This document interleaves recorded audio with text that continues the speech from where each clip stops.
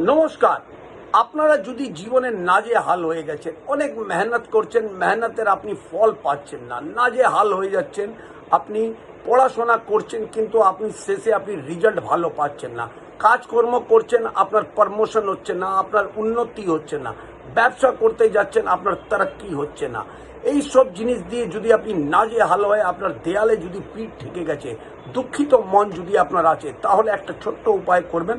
আপনার জীবনে আপনি নিশ্চয়ই উন্নতি করতে পারবেনই পারবেন। আপনারা একটা রূপোর আংটি বা একটা ছাল্লা বানিয়ে নেবেন।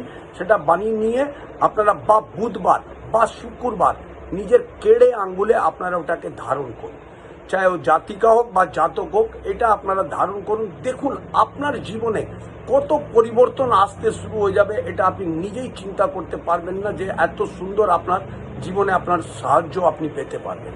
কিন্তু খেয়াল রাখবেন বুধবার আর শুক্রবার দিন